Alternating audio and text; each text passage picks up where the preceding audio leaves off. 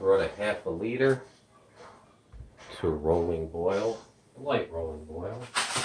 And we have Ronzoni Supergreens, enriched pasta with spinach, zucchini, broccoli, parsley, and kale. I got the thin spaghetti. There's all the good stuff. And I broke it in half.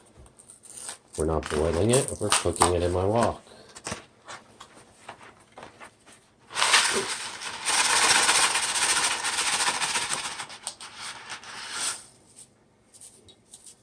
We'll put it back on the fire.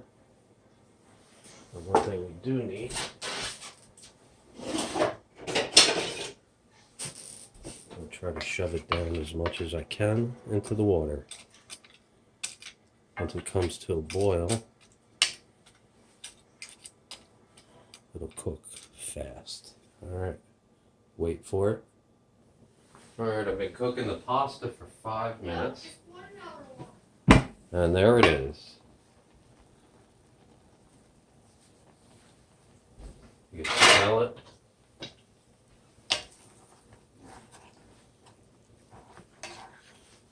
Five minutes I made pasta. Unbelievable!